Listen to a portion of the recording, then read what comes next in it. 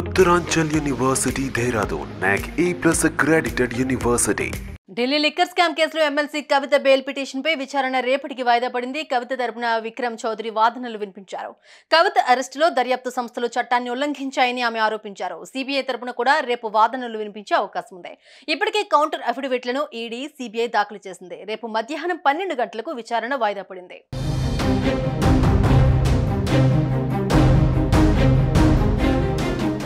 Delhi liquor scam కేసులో ED, CBI నమోదు చేసిన కేసులో బెయిల్ మంజూరు చేయాల్సిందిగా ఎమ్మెల్సీ కవిత దాఖలు చేసిన పిటిషన్లపై ఢిల్లీ హైకోర్టు విచారణ చేపట్టింది. ఆమె తరపున వాదనలు వినిపించిన న్యాయవాది విక్రమ్ చౌదరి నిబంధనలకు విరుద్ధంగా కవితను అరెస్ట్ చేశారని అన్నారు. మహిళలను విచారించే సమయంలో స్పష్టత కోసం సిఆర్పిసిలోని అంశాలను లేవనెత్తుతూ సుప్రీంకోర్టులో పిటిషన్ వేశామని, దానిపై విచారణ జరుగుతూ ఉండగానే ఈడీ, సిబిఐ సమన్లు ఇచ్చాయని కోర్టుకు వివరించారు. ఇదే విషయాన్ని సుప్రీంకోర్టులో ప్రస్తావించగా తదుపరి విచారణ వరకు సమన్లు ఇవ్వబోమని అదనపు సొలిసిటర్ జనరల్ ప్రకటన చేశారని అన్నారు.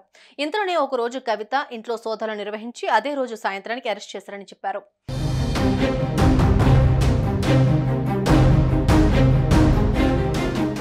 ఇదిలా ఉండగా కవిత తరపు న్యాయవాది విక్రమ్ చౌదరిని జస్టిస్ స్వర్ణకాంత శర్మ ప్రశంసించారు. ఫలితం ఎలా ఉన్నా వాదనలు చాలా బాగా వినిపిస్తున్నారని జడ్జి మెచ్చుకున్నారు.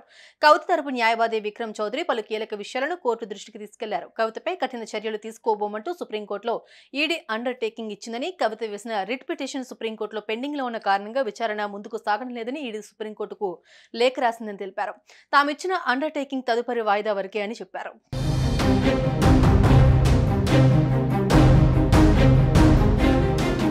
సుప్రీంకోర్టులో కేసు పెండింగ్ లో ఉండగానే 41A ప్రకారం సమన్లు జారీ చేశారని ఆయన గుర్తు చేశారు. సిఆర్పిసి 161 ప్రకారం మొదట నోటీసులు ఇచ్చిన వారు తర్వాత 41A ఎందుకు మారారో తెలియదన్నారు. సుప్రీంకోర్టులో విచారణ జరుగుతూ ఉండగానే ఈడీ బృందం కవిత ఇంట్లో ఉందని తెలిపారు. అదే రోజు ఈడీ కవితను అరెస్ట్ చేస్తున్నట్లుగా ప్రకటించిందన్నారు. ఇదిలా ఉంటే జ్యుడిషియల్ కస్టడీలో ఉండగానే కవితను ప్రశ్నించాలంటూ సిబిఐ పిటిషన్ వేసింది. ఆ పిటిషన్ ను కోర్టు అంగీకరించింది.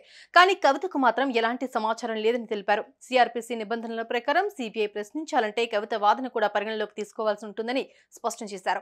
ఆ తర్వాత కనీసం అరెస్టు వారెంట్ కూడా లేకుండానే సిబిఐ అరెస్ట్ చేసిందని తెలిపారు. రేపు మధ్యాహ్నం కౌంటర్ వాదనలు వినిపిస్తామని ఈడీ కోర్టుకు తెలిపింది.